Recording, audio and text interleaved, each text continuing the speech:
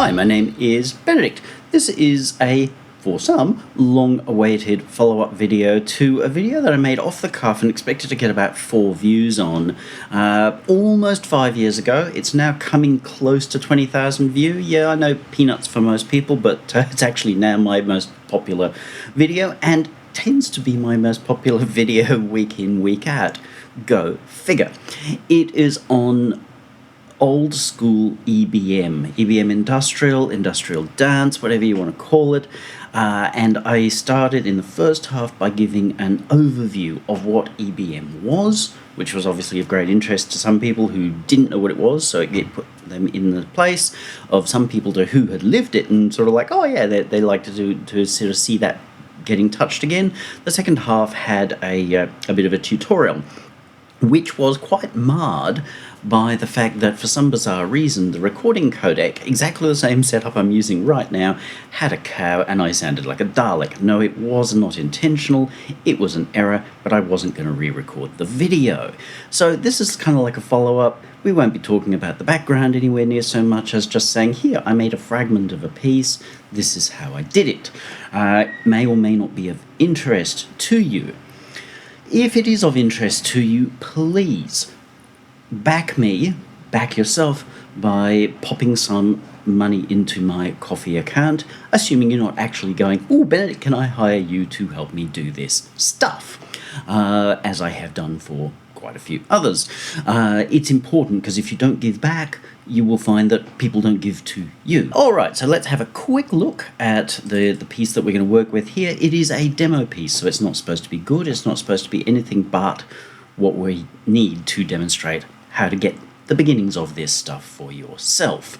The approach is primarily old school EBM. So I had been listening to Front 242's Geography album, their very first album from '82, I think, and that was kind of in the back of my mind. I didn't set out to do this. I was actually open reason to answer somebody's technical question, and next thing you know, I had the bones of this.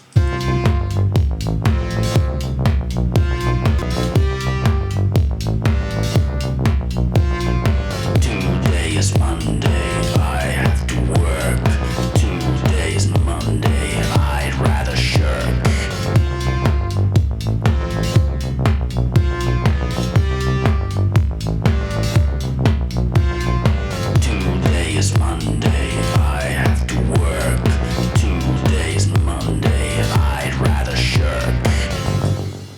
With a lyric I made up on the spot.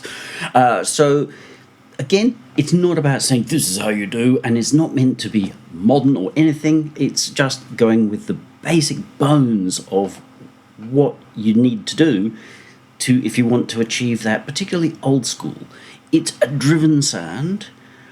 It's, to me, a far tougher sound than the modern stuff, which is all just turn everything up to 11 and distorted. Yes, there's some distortion in here, because it relies more on tension and the story being told by the singer, which here is pretty simple. I don't want to go to work. So that fits in with the industrial kind of thing. Reacting to modern industrialised society. We still had to go work before that, just with a pitchfork, rather than clean fingernails. Alrighty, so let's dig into the music. The first thing that we will do is a lot of this does rely on effects. I'll start by just muting the vocal. We'll touch on that later. So if we work our way through and turn off the effects,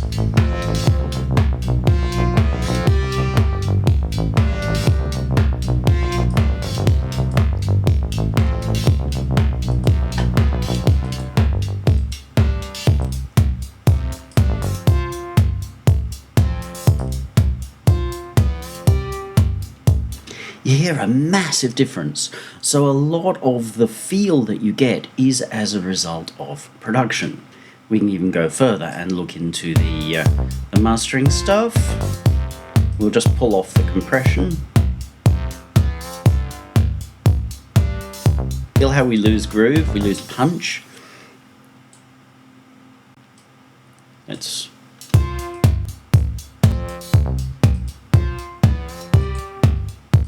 and of course quite a lot of level.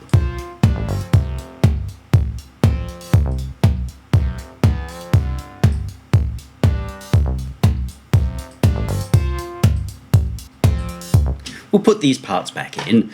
Not that I ever recommend working or mixing with this stuff in, but it just helps make sure that our levels stay more even for you, the viewer. So where did I start? I started actually with the bass. And somebody was asking about Ripley, so I opened it up and ended up with something that was like, oh, that's kind of cool. It was a little different from this, but it started me on the path, especially when I brought in Pulverizer.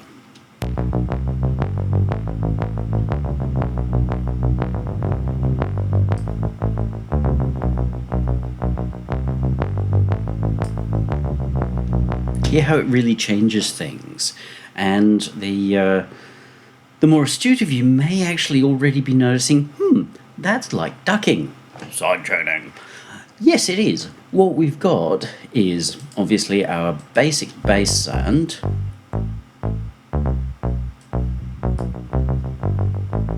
going through an echo unit, but it's not as effective as when we do this.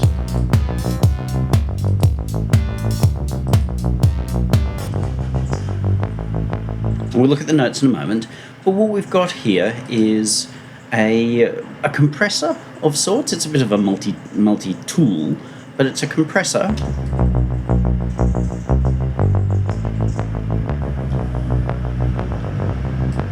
Which, as far as I'm aware, has a very fast attack. You can hear that with the pop on the beginning, so it's immediately pushing down.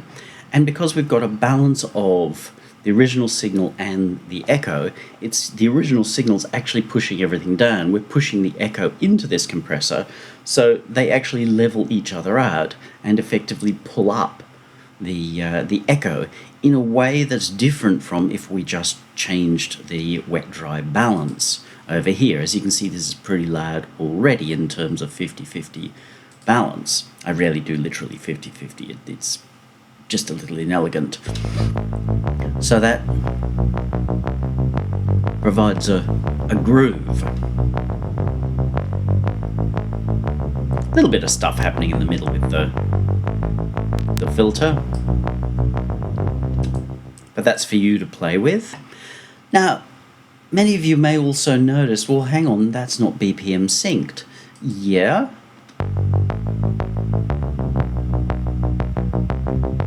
That's BPM synced now, and there's a little bit of movement which you hear here, but I would far rather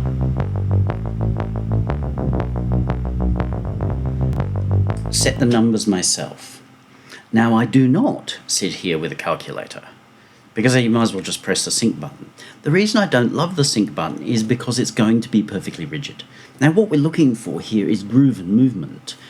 Classic EBM, and nowhere near so much modern EBM, classic EBM did rely a lot on groove because it was quite sparse. It was, as What's-Her-Face from 242 was telling us very recently, it was really, really hard for them to do, in part because they weren't skilled musicians, in part because the technology was just such a pain back then.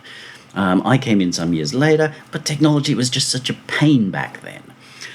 So times like echoes would be set by hand, and most importantly, they're set by feel. If you go using a calculator, you're not setting it by feel, you're letting someone else tell you where the groove should be. And of course, that's not a groovy groove, that's just a rigid, gridded groove. And while you may say, oh, but EBM's all about being the robots, the reality is that Kraftwerk's music grooves tremendously because it was all played. They give the illusion of it being very robotic, but it grooves. So it's better for you to find a point where it grooves nicely. And that is not a set.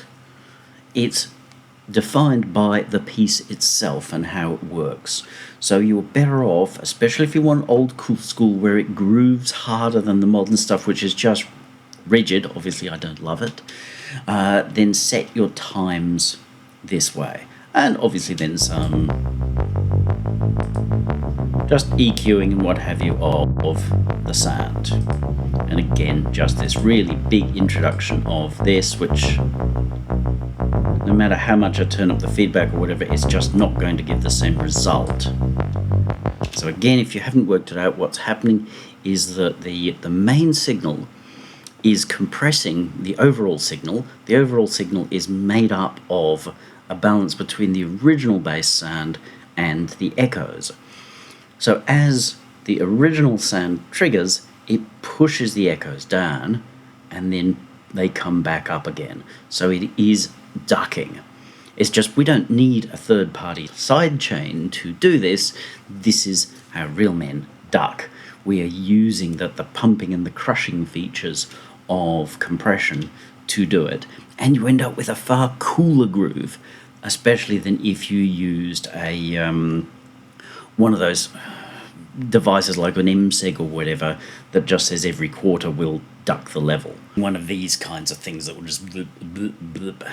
And again, you don't end up with as cool or organic a groove as you do this way. So if you're going, why can't I sort of get that original early 80s feel? Probably because you're doing it wrong. These guys had to do it all by feel, not by calculator, not by pen and paper, not by rule, but by feel. They were making it up as they went along. So that's our bass sound. In terms of how that's created, a lot like this. Very, very simple. So if we turn off that,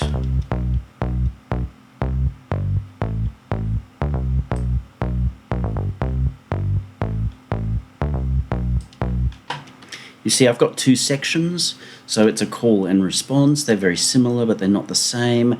Modern pop is all half of a melody, so there's never a second half to resolve it. I hate that. It's up to you, but if you want to feel more old school, more organic, more moving, more human, then make sure that you have at least a call and response, an A and a B part in your melodies in any of your sections.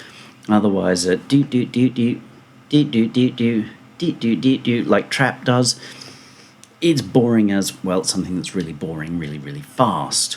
So because we're relying so much on our echo here, we need the space for that to speak.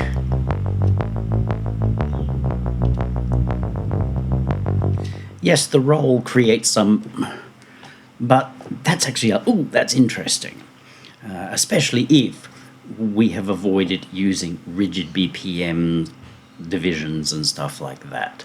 So again, being EBM, I've kept a pretty minimal sort of a movement here in the bass line so that it stays tense. This is C major, so I've used safe notes in C major. There is absolutely nothing wrong with you defining another key. You might even say, I want to be even more brutal than this.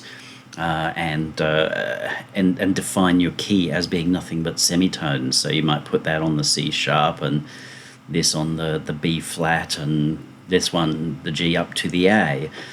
You'd have to work out how you're going to define that key, but that's going to be like, oof, because it's not like any key that we're used to, especially if we're thinking C major. You've just got to work this out for yourself. So long as you are consistent, the listener will come to accept it as being the way that it's meant to be. Out of tune simply means you're inconsistent, and people get confused by it. The first time they might be like, but once you've established, usually by the third time, that this is what we're doing, then people will come to accept it. So that's our bass line. That was written first. Then I added drums.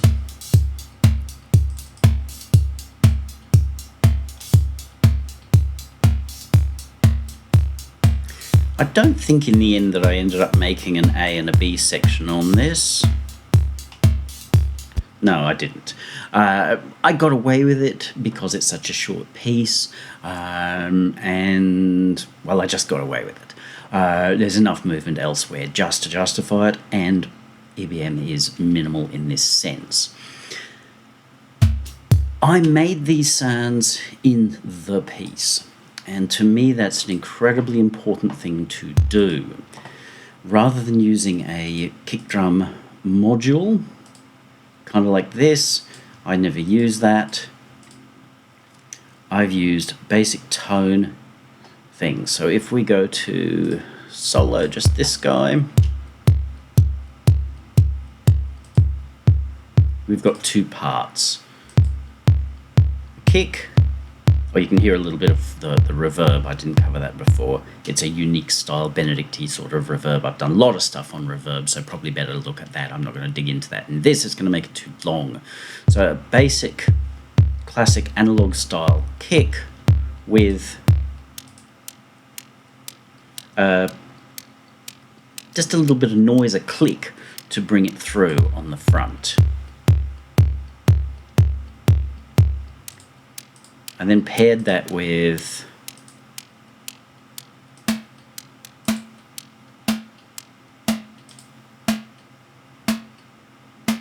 a snare,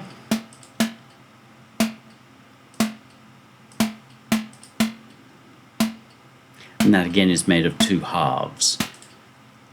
I got how I basically felt I wanted the noise to be. You can definitely hear the reverb in there as sort of this sort of flangy whine. And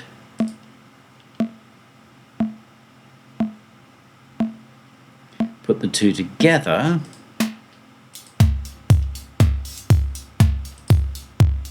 I find this a little annoying. How they work together is super important.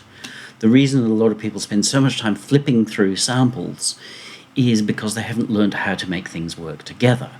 Yes, over time you can learn just by listening to sounds and go, well, they'll probably work together.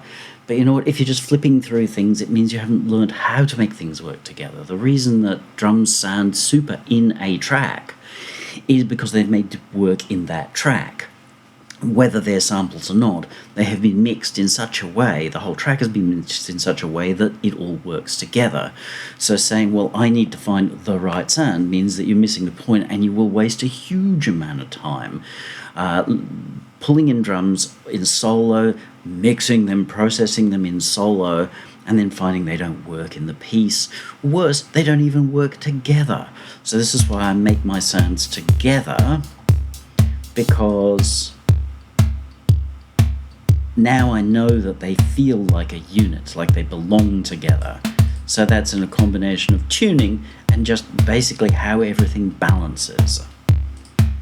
The hi-hats here, I did cheat and just use a hi-hat thingy, but again, very much finessed the sound so I felt like it fitted in. Put a tiny bit of compression here. This was primarily just to pull out the beginning, but there's a very tiny amount of actual compression happening here. It's just to give a tiny infinitesimal amount of punch that you barely hear, but you can feel it slightly, because I knew that it was going to go into some bus processing and possibly into a drive unit. I'm not sure whether the drive unit really was right, because in hindsight I prefer this sound.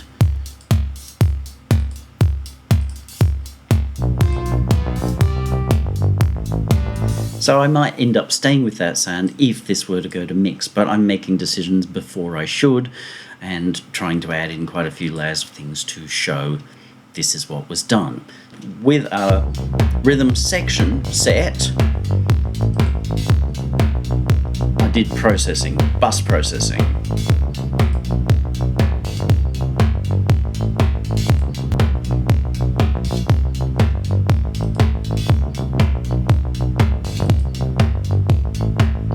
What you should be hearing there is that it becomes quite definite on its rhythm. There is no right way to say these are the settings, The way that I always do it is the way that I was trained to do it, is that I'll pull my threshold as low as I can, send my ratio as high as I can, put my release as low as I can, and my attack as low as I can, until I find a point where it's like, you know, that really grooves.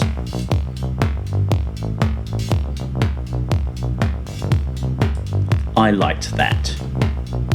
Commonly, in theory, you pull this right back, but because there's a kind of EBM feel,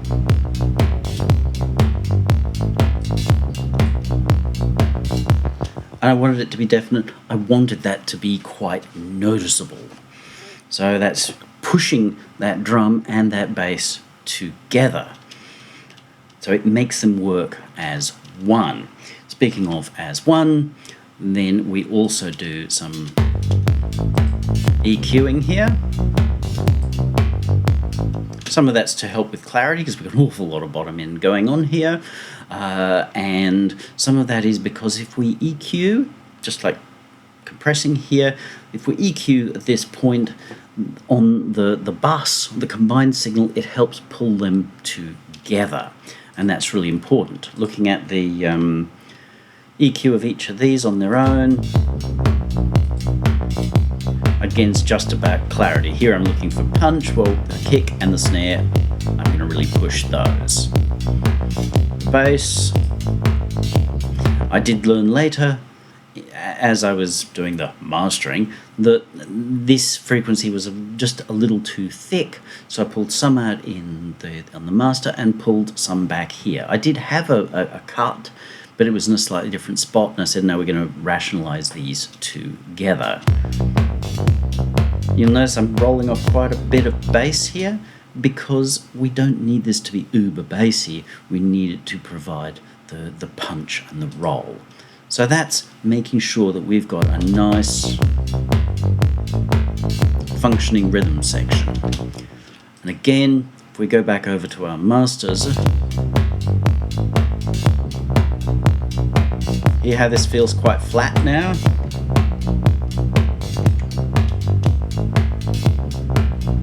And the process is kind of similar, except when I set this up, it was just set to process as fast as it could. But I liked the sound that it gave, so I stuck with it. It is moving a little softer, but again, it's just making sure that things come off as manly. The next instrument, the last one, was this guy.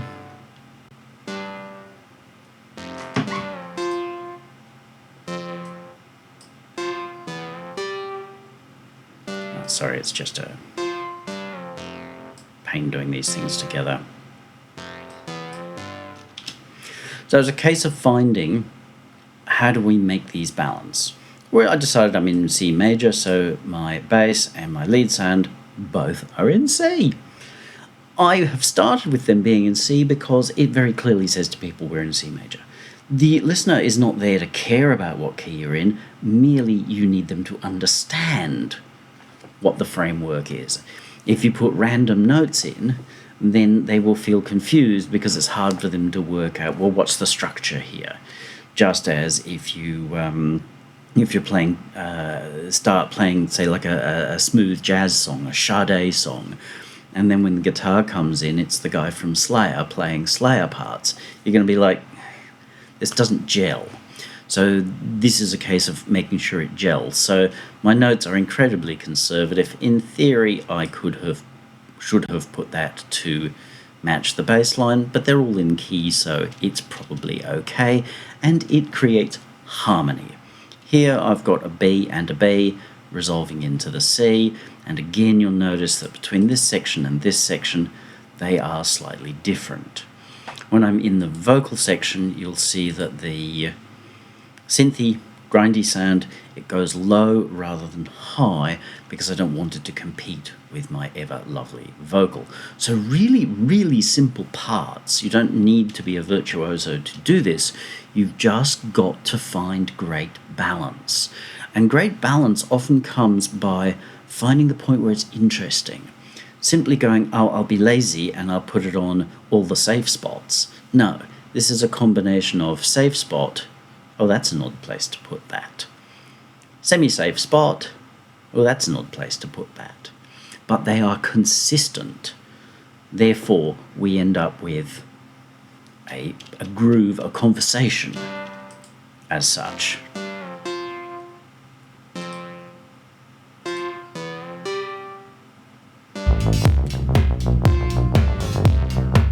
So they all work together. Again, if we turn this out, it just feels flat. I would never be working with this compressor in because it's really poor form.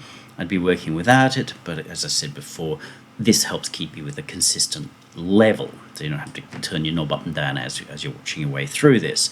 So that's, I'm going to say that's good enough for the piece, bearing in mind I've only got a few bars.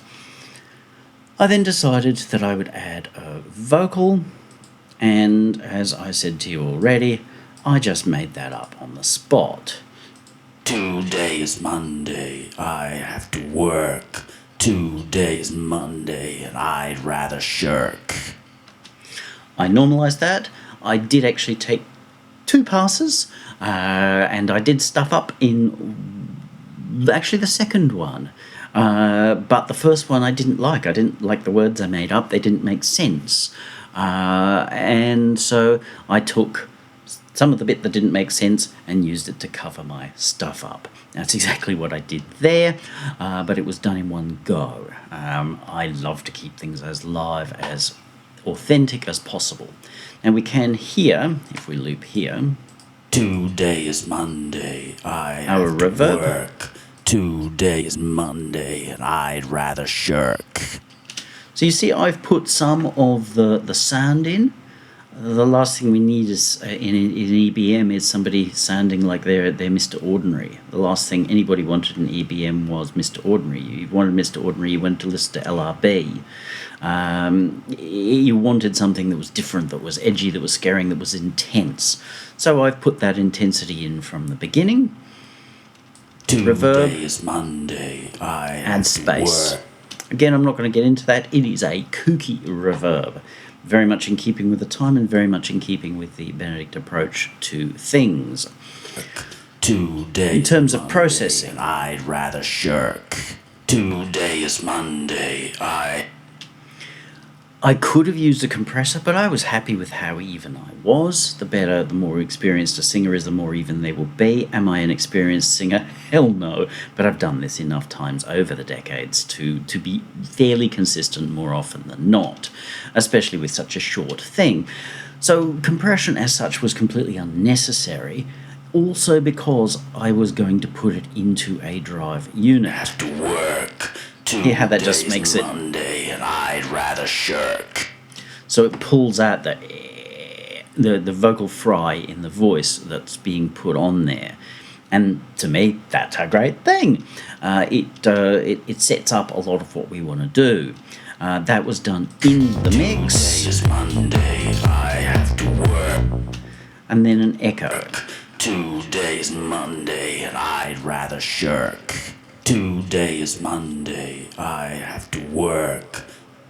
This one I went backwards and forwards on quite a lot. I like long echoes, so initially I was at basically 2 times the timing that was used on the bass sound, and I liked it, but it wasn't as tight as I would like it to be. It didn't groove quite as well as I'd like it to. If it was slower stuff, more of a Benedict thing, then I probably would do it that way. But I thought ultimately, okay, why don't we roughly halve this? So that was running at 155, 166, so half of that is 75 and some. So initially I had this Monday, together. I'd rather shirk. Today is Monday, I have to work. But then I thought, look, I'm going to stay with my initial idea. So I've put a left and a right time, so the right time is out at the original thought of being roughly twice this. So it does move to one side, but it helps make the vocal a little easier to take. Today's Monday, and I'd rather shirk. And then I backwards and forwards to which came first. Would the echo come after the overdrive, which is where I started, or would the echo come before the overdrive, meaning that the overdrive was taking the echo into account as well? I settled on the latter. I have to work to. So we get this strong sense of an echo coming in because it pulls the levels right up. Obviously, I dropped the level balance here, and that delay means that he's dragging his feet, because that's literally what the guy's doing when he says, I'm supposed to work, but I'm going to shirk. It rhymes. That's it, apart from a little bit of EQ, which was mostly just to pull out Monday and I'd rather shirk. too bassy, too boxy. Today's Monday, I have. And then as I was working just on the overall mix, I pulled this forward by putting a little bit of treble in. I just realised there's something I should have done, and that is we should have our inserts pre-EQ. So now when we look at this, Today's Monday and we don't have that little bit of splat afterwards, so this is EQing after I'd the rather shirk. Today is Monday, I have to work. There's no right or wrong, but I tend to prefer to do it that way because the EQ is sort of the last thing we're hearing in the chain, so the EQ is working based upon this. In this case, maybe I could have, should have left it the other way simply because that's what's feeding all of this process, but whatever.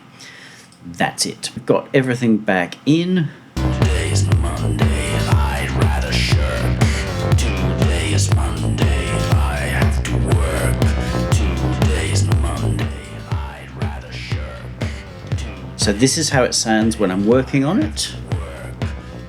Today's Monday and I'd rather shirk. And then it has to be brought up ready for release. Obviously that's too quiet. We could just turn the level up, but then we're going to find that it doesn't sit so well. Like if we were to put this through an iPhone speaker, Today is Monday, I have to work. Today's Monday and I'd rather it wouldn't come up so well. Monday, I have to work. Let's just kill all these processes. Rather shirk. Today is Monday, I have to work. Today's Monday and I'd rather shirk. Today is Monday, I have to work. Today's Monday and I'd rather shirk. Today is Monday, I have to. Here how it becomes more intense. Yes, it becomes louder, but it also becomes more intense because I'm not mastering based upon what some rule is, other than saying, how do I make this piece come out as strongly as a story? Today is Monday, I have to work. Today's Monday and I'd rather shirk.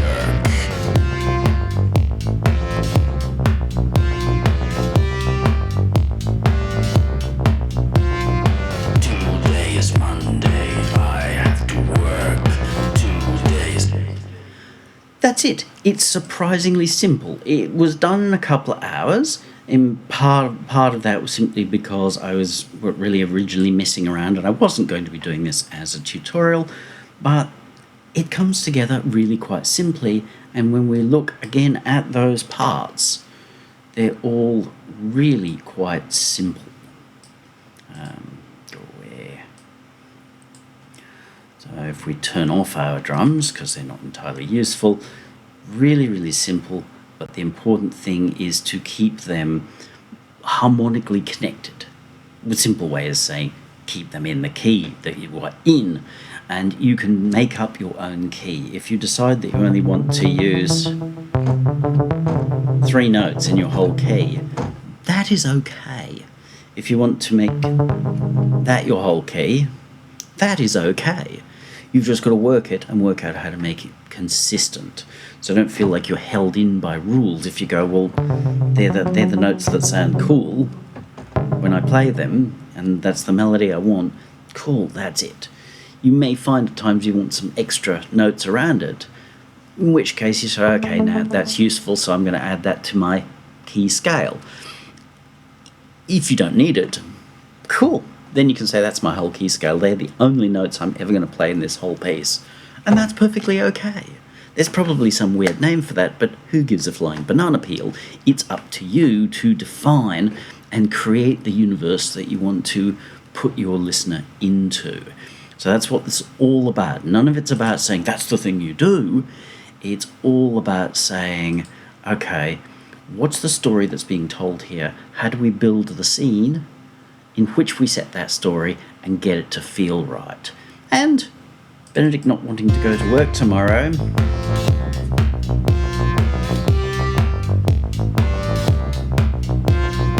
Today is Monday, I have to work. Today's Monday, I'd rather shirk. cool. Again, if you have found value in this, please either, number one, hire me. This is what I do. Number two, pop over to my coffee and sling me some coins. Get out there, have fun. That's the important thing. Have fun.